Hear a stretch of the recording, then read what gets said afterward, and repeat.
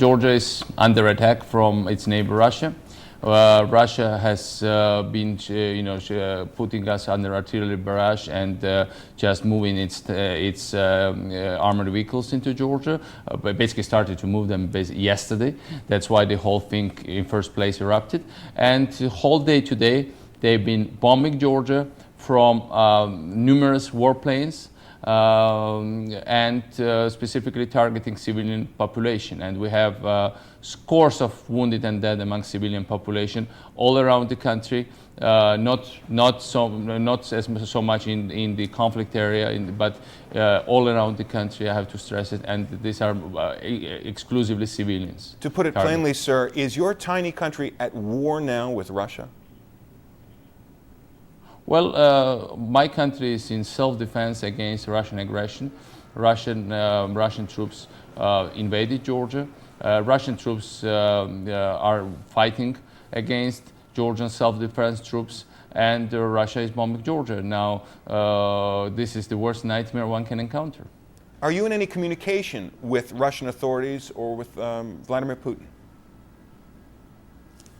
No, they've been basically preferring to talk with us with menaces and blackmails since last few days, as well as since last months and years.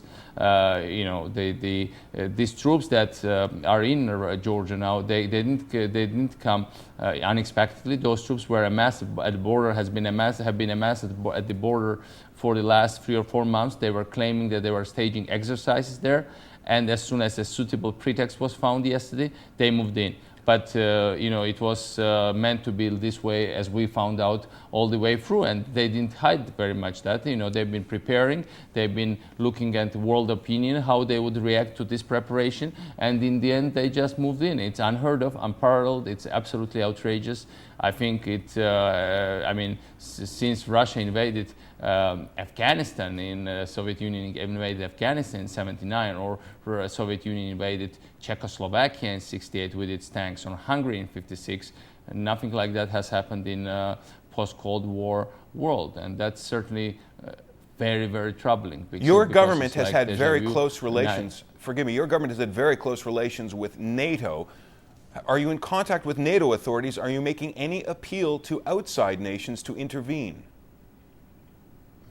I spoke yesterday with Secretary General of NATO before Russians got involved, because we were already felt that heat was going up. Separatists that operate in Georgia that are not independence fighters, they claim to be part of Russia. This is a small enclave where population is less than 30,000 people in the middle of Georgia. And it's directly run by the Russian government since 1992.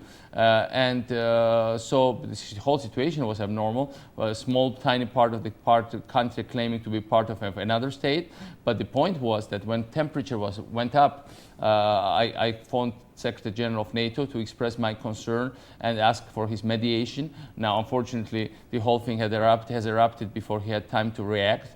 I spoke with him today again, but it's not only about NATO. Certain Russians have been irritated by our contacts with NATO, but President Putin in the past, and now Prime Minister Putin has many times told me that it's totally unacceptable for him, not only my close relations with the United States and the West in general, but the political system that Georgia has opted for: democracy, freedom, and that's, I think, the major irritant in this part of what Russia regards as its exclusive backyard. What should the West and the United States do now?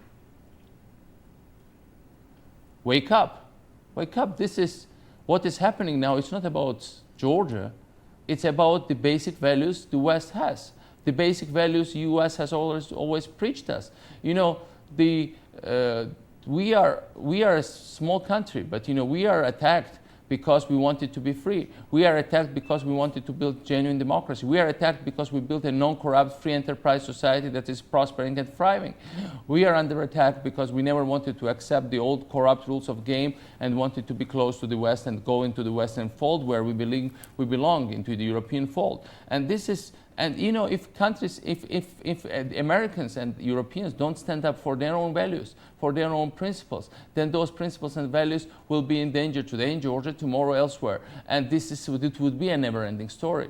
This is, I think there are many diplomatic tools. I mean, we've been asking for immediate ceasefire. We've been asking for separation of forces. We've been asking for international mediation. We've been asking for short-term solutions as well as long-term international presence here. And certainly, what is really happening now is like straight from the law of jungles. We are small, they are big, and they basically adapt us. And look at the timing. Olympic Games, people don't care about politics. American elections, most of the statesmen are gone for holidays, and it's ideal time to attack a small country. Who would care?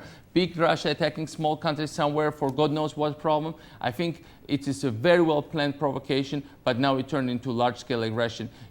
I've seen firsthand today with my own eyes how the two Russian jet planes came very low on a marketplace, a very busy marketplace in a small town in the middle of Georgia that had nothing to do with the conflict area. It's far from that conflict area, and deliberately dropped 500 kilograms bombs on civilian population. Well, I happened to be not far from there. I saw it with my own eyes. And we have growing number of civilian casualties. And it's happening as we speak. They might be dropping new bombs. Mr. President, you're being very clear about your position on all of this, but let me ask you a question. Did you take a gamble? Your government launched its own attempt to retake South Ossetia, no. I guess 24 hours ago. We didn't. Was that unwise in retrospect? We didn't. Well, the facts are following. I mean, the whole issue has been lasted for the last many years, and we would be certainly suicidal at this stage when Russia is especially provocative to initiate anything on our own. What happened was that there have been continuous provocations, there have been continuous artillery barrage. Despite the artillery barrage, I announced unilateral ceasefire. I reached out to the separatists. I offered them, I again extended the offer of wide autonomy, as well as full amnesty for all the crimes committed. And basically, after that, declared unilateral ceasefire despite continuous artillery attacks and civilian casualties. However, what has happened was that, on the one hand, the whole attacks intensified, but at 24 a.m. last night, Russian APCs started to cross into Georgian territory. And there we had to act. There we had to fire back the artillery. There we had to take measures, because it was a clear-cut case of intervention. And these troops were there for many months. I mean, they didn't come for yesterday. We were not ready. They were ready.